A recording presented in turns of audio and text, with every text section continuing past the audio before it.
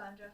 Today at History News, our program is about the emergence of Europe from the 400s to the 1300s, the Carolingian and the Roman empires, and we will also be talking to 4 special guests today.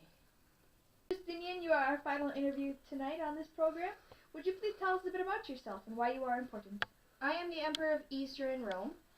After my election in 1527, I was determined to rebuild my country. So far I have conquered Italy, a part of Spain, North Africa, the Asia Minor, Palestine, and Syria. I worry about what happened after I pass on, but for right now, I am happy. So, how did the Eastern Empire experience their moment of prosperity, and how did the Crusades affect this? I hope that it's because of me that my country has fired so nicely, and so far as I know, the Crusades helped by stimulating trade and production of goods. Thank you, Justinian. So, that's about it. For my colleague Sierra, I'm Cassandra Wolf, and this was History News. Hello, Miss May. Thank you for joining us today. We know you have a PhD in history, and we just like to ask you a few questions. So, who was a major leader in the 500s in England? That would be Clovis. He was the leader of the Franks around 500. He had a large amount of military experience and a large army. So, who were the Franks? They were a Germanic people who their family was very important to them. They were Christian, I believe in that, because Clovis converted to Christianity, and they had larger amounts of land because of this. And yes. So, how did the church work in this period? Well, it was very structural.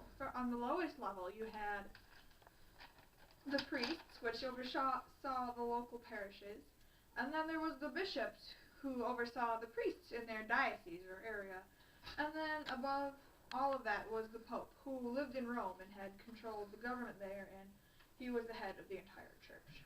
Also, there were monks and nuns, who were people who lived in monasteries, and they separated themselves from the rest of everyone so they could completely devote themselves to their religion. So, who was in charge of the Carolingian Empire? That would be Charlemagne. He was a Christian. What was the early European Renaissance? Well, that was when the monks from the monasteries were beginning to copy down all of the books. So, just about all the literature that we have today came from this Renaissance, from that period, where they would take years to copy down one section of book. Thank you, Miss May. Thank you for having me. Thank you for joining us today. We just wish to ask you some questions about what you do. So, what do you do as a noblewoman? Well, it's all very extravagant. We go to parties and arrange weddings, but also it's important because when our husbands are away at war or on official business, we take care of the estate, its financial and other supply needs. So, how do you become a noblewoman? Well, firstly, you're normally born into one. Your family brings you along and hands down land. Or also, you can also marry into one by marrying someone who is important or has much money. So, what rights do you have? We can own land, but most of the time, our husbands or fathers take care of it for us. Who do you look up to? Eleanor of Aquitaine. She was a very strong woman who was married into 2 different families, and they were both kings. She took control of her life. How does the feudal system work? Well, it starts with a king, and he basically owns lords, who in turn own knights. The knights provide protection and military service to the lords, and the lords provide the same thing to the king. And then there are the servants on the bottom who provide food and farming for everyone else. After the fall of the Carolingian Empire, We were raided by multiple people: the Vikings in the north, the Muslims from the south and west, The Vikings eventually accepted Christianity and then became built into our society. So in a way, the fall built a better Europe. Thank you. Thank you for having me. Mrs. Rose, you are our second history correspondent of the night. Could you tell us what life was like for people in England around 1000 and 1300 AD? Well, it was kind of difficult since the kings were getting more power. English nobles had to swear an oath of loyalty to William of Normandy, the new king of England, after he conquered in October 14th, 1066. And then during Henry II's reign in 1154, a clergyman named Thomas A. Becket was killed by the king's men after he challenged one of the king's decisions. All right. Then how did England and France establish a central government? English established a central government by signing the Magna Carta, which basically meant all kings were equal to their people. So then that led to more courage for the people and led to a stable central government. As for the French, they established a central bureaucracy. All right, thank you for your time. Justinian, you are our final interview tonight on this program.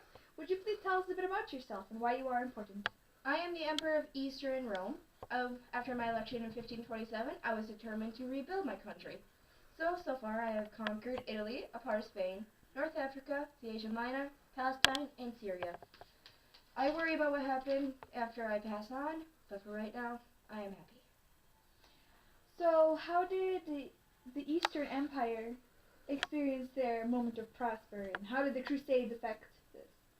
I hope that it's because of me that my country has fired so nicely, and so far as I know, the Crusades helped by stimulating trade and production of goods. Thank you, Justinian. So that's about it. For my colleague Sierra, I'm Cassandra Wolf, and this was History News.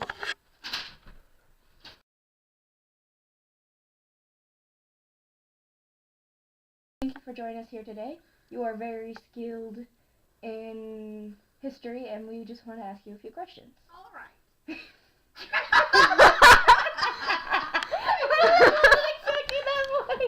I didn't see it coming. I think a really bad news person. I was trying not to cough. Hello, Duchess. Thank you for joining us today. We just want to ask you some questions. So, what do you do as a noble woman?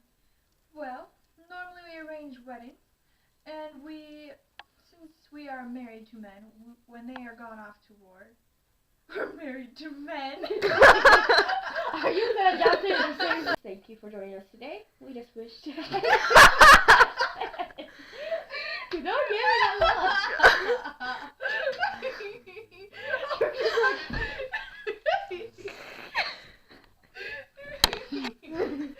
Rose, you are our second correspondent. I'm trying not to look at it. Cassandra, Cause you just kind of like. Cassandra, you're second. Okay. You are our final interview of the night. You are Justinian. Why are you important, and who are you, basically?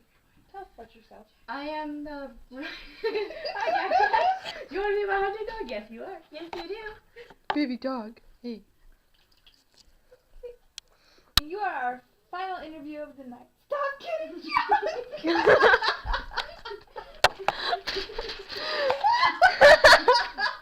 I'm done with this. I don't want to hold it anymore. Stop kidding! I'm getting wasted, okay? I already looked up.